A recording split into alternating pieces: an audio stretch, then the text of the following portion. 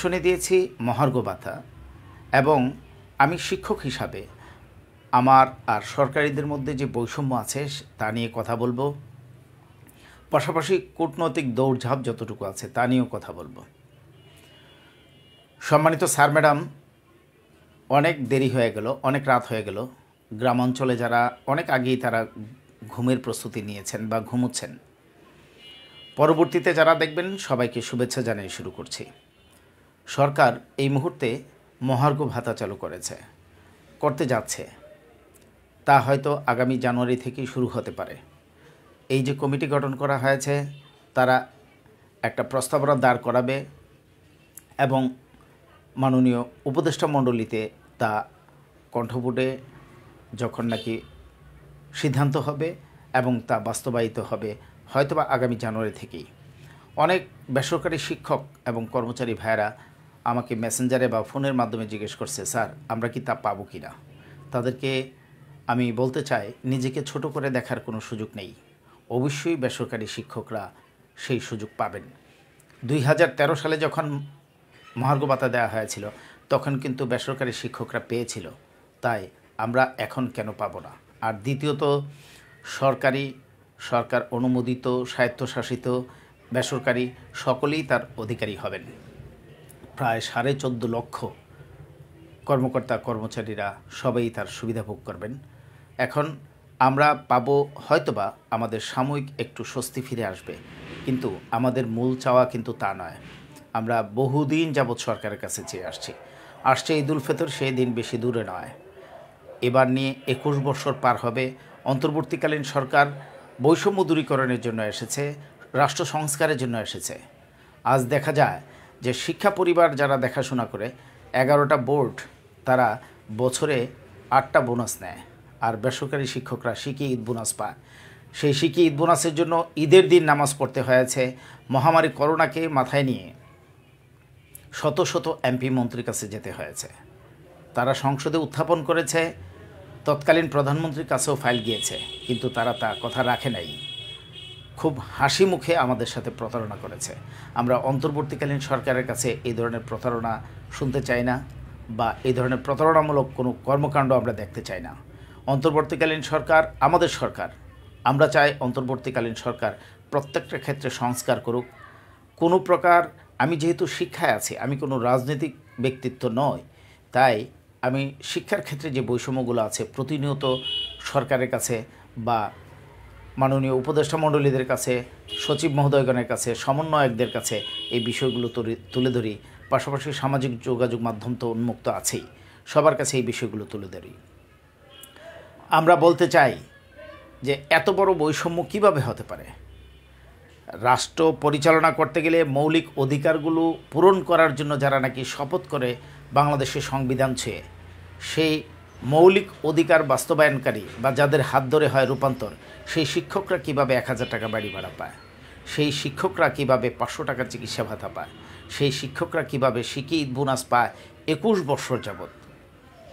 আমরা সরকারের কাছে যখনই যাই তারা বলে অর্থের অভাব। আমরা বলতে চাই, 2 ঈদে 2টা বোনাস দিতে কত টাকার দরকার পড়ে? সরকার ইচ্ছে করলে এটা তা বাস্তবায়ন করতে পারে। আমরা যেহেতু ইতিমধ্যে সরকারকে একটা সময়সীমা বেঁধে দিয়েছি, সরকারের প্রত্যেকটা দফতরে গিয়ে আমরা জানিয়েছি সমস্যাগুলো, তারপরেও সমাধান না করলে আমরা 25 জানুয়ারি থেকে লাগাতার কর্মসূচিতে যাব। সেই কর্মসূচি হবে শিক্ষক বিপ্লব। সারা বাংলাদেশের শিক্ষক কর্মচারীরা যখন নাকি ঢাকায় অবস্থান করবে, সেখান থেকেই কর্মবিরতির ঘোষণা দেওয়া হবে। অন্তর্বর্তীকালীন সরকার কোনো বেকায়দায় পড়ুক বা কোনো প্রকার সমস্যায় পড়ুক, তা আমরা চাই না।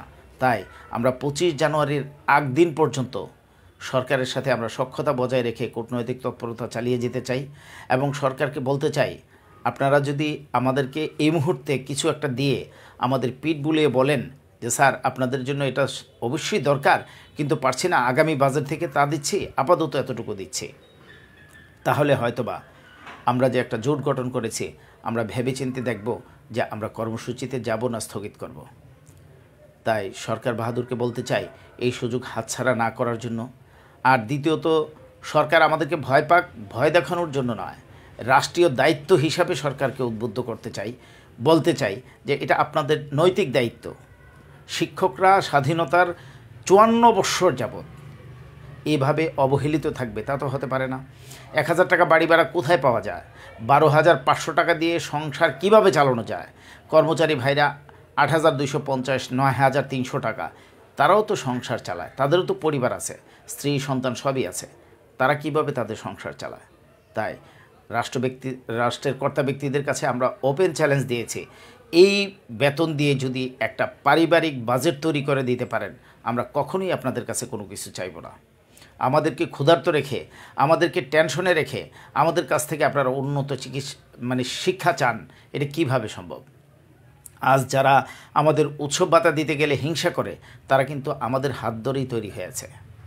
আমরা তাদেরকে সঠিক শিক্ষায় শিক্ষিত করতে পারি নাই, হয়তোবা করেছে, তারা এখন ভিন্ন পরিবেশে যে তারা ভুলে গেছে তাদের বাবার নাম, তারা ভুলে গেছে তাদের ঐতিহ্য, তারা ভুলে গেছে তাদের যেই শিক্ষকের হাত ধরে তারা শিক্ষা নিয়ে আসছে তাদের দুঃখ দুর্দশার কথা। অবসর পরবর্তী ৭০,০০০ শিক্ষক যাদের জমানো টাকা এখন পর্যন্ত উত্তোলন করতে পারে না, রাষ্ট্রের কর্তা ব্যক্তির উচিত এই বিষয়গুলো দ্রুত সমাধান করা।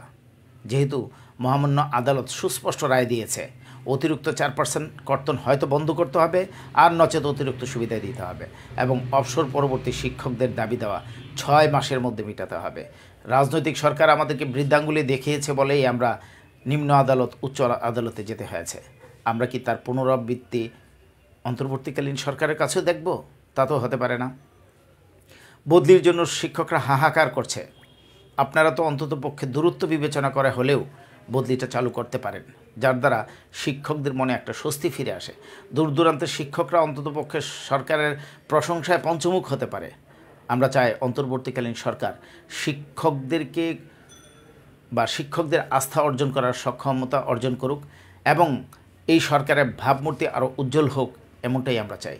রাষ্ট্রের যে কোনো দুর্যোগের সময় শিক্ষকরাই কিন্তু এগিয়ে আসে, আর সেই শিক্ষকদেরকে যদি আপনি দূরে সরিয়ে রাখেন, রাজনৈতিক সরকারের মতো যদি দূরে সরিয়ে রাখেন, অর্থের অভাব দেখিয়ে যদি এবারও আমাদেরকে সেই দরজা আটকিয়ে উৎসব উদযাপন করার সুযোগ করে দেন, তাহলে আমরা বুঝে নিব যে রাজনৈতিক সরকার আর অন্তর্বর্তীকালীন সরকারের মধ্যে কোনো পার্থক্য নেই। সম্মানিত দর্শক শ্রোতা, গত সপ্তাহেই আমরা গিয়েছিলাম মাননীয় অর্থ উপদেষ্টার সাথে সাক্ষাতের জন্য। উনি বাজেট কাটছাট নিয়ে গুরুত্বপূর্ণ মিটিংয়ে থাকার কারণে উনি সময় দিতে পারেন নাই। এই সপ্তাহের যে কোনো একদিন যাব, মাননীয় অর্থ উপদেষ্টার কাছে জিজ্ঞেস করব যে মাননীয় শিক্ষা উপদেষ্টা যে বলেছে আমাদের বাড়ি ভাড়া, উৎসব ভাতা, চিকিৎসা ভাতা নিয়ে কাজ করছে, আসলেই কি কাজ হচ্ছে কিনা, অর্থ মন্ত্রণালয় থেকে এর জন্য কোনো বরাদ্দ দেওয়া হয়েছে কিনা, এই বিষয়টা জানতে চাইব।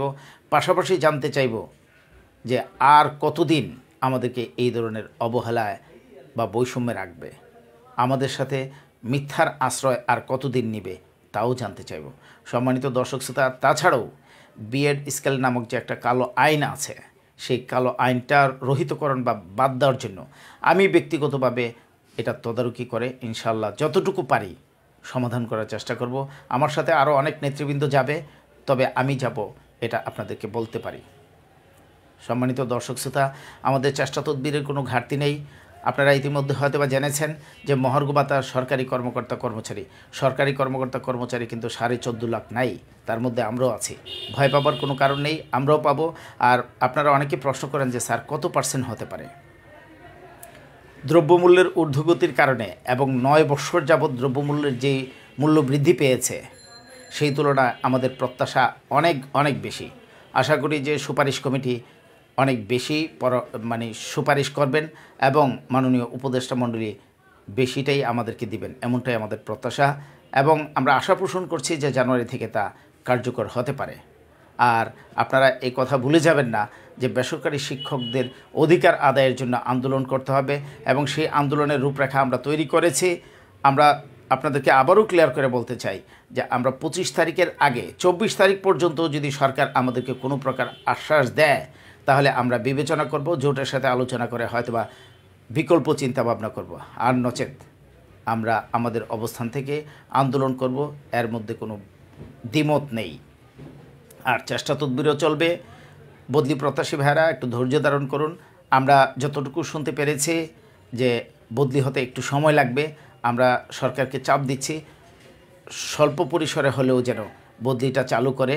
আর বাড়ি ভাড়া, উৎসব ভাতা, চিকিৎসা ভাতার ব্যাপারে তো আপনাদেরকে বললাম, এই এতটুকু বলেই আবারও মহান বিজয় দিবসের সবাইকে অভিনন্দন জানাই, শ্রদ্ধা জানাই এবং যাদের আত্মত্যাগের বিনিময়ে আমরা এই মহান স্বাধীনতা পেয়েছি তাদের প্রতি বিনম্র শ্রদ্ধা এবং তাদের বিদেহী আত্মার মাগফিরাত কামনা করে শেষ করছি। আসসালামু আলাইকুম ওয়া রাহমাতুল্লাহ।